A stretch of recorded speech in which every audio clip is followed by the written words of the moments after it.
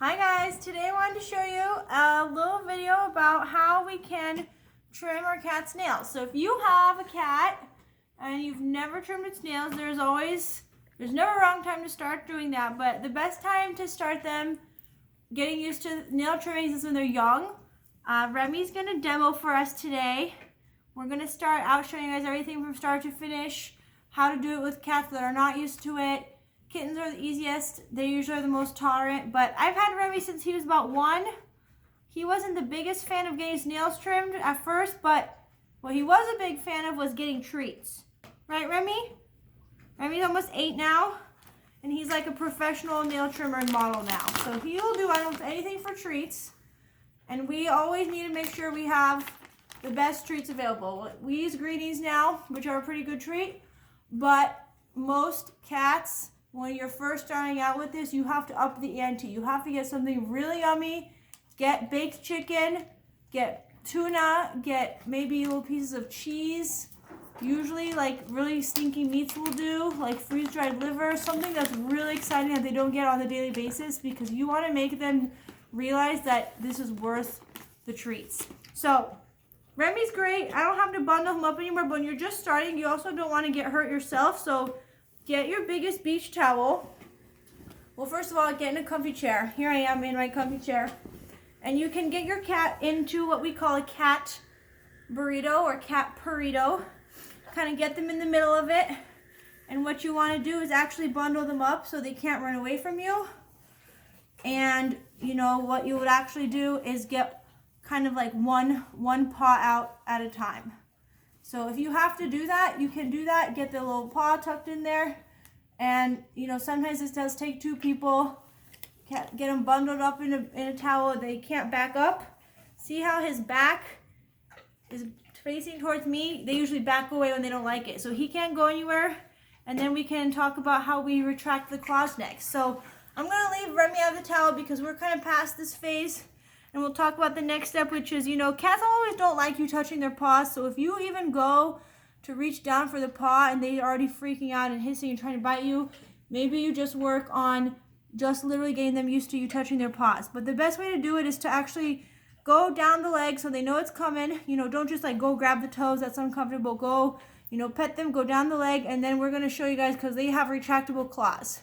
Otherwise, they'd walk around clawing everything up. So Remy actually had been growing his nails out for you guys just for this. His are pretty long, you can see. They're nice and sharp, most of them. See that? And his are pretty easy. Most cats, they have a clear part of the nail and a pink part of the nail. Or the pink part, we call it the quick, and there's a blood supply in there.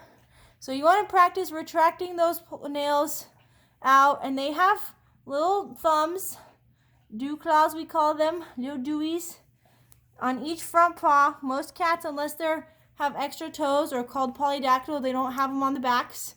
So they do have front little thumbs, dew claws, and then, you know, on the backs, they usually don't have those. Let's show different backs. And most cats, they don't like their back feet touched as much. So that's a hard one to work on. So we'll start by doing the fronts. And Remy, as you can see, he's super used to this by now, and he's not running away. You want to have a good pair of nail trimmers. So these are the kinds I like to use. There's all kinds of cat nail trimmers out there, but you definitely want a pet kind of nail trimmer. It's harder if you're using just like your regular nail trimmer. So Remy is used to this. So we kind of want to retract the claw, and you are going to cut right where you don't, it's kind of clear. So you don't see the pink blood supply part. And we're just trimming, and when you're doing this, every toe, you should be giving him a treat. Unless your cat's really used to this, every toe gets a treat. So a reward for every toe. And see, we got pretty close to the pink, but not too close. Because if you cut the pink part, that's where the blood supply, the nerves are. Everything is painful there. That is no fun for them, and they will never let you trim their nails again. Well, they will, but they won't love it. So you want to be kind of careful.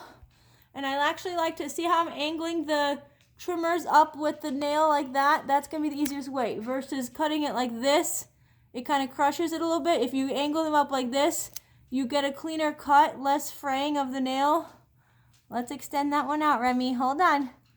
And we're cutting them like that. See that white part, pink part. And if you're not sure, just cut a little shorter. And I think we got them all. Good job, Rems.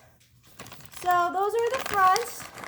Remy's a big fan because he knows he gets treats. And even when your cats are used to this, always give them treats. You want to continuously reinforce this because this is not something they naturally like to have done. So now we do the backs, which are a little tougher, I will say. And the backs tend to be a little bit shorter.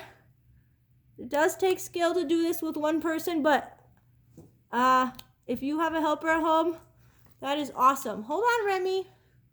And so he's a wiggle worm for the backs. Most cats are, but he just wants his treats.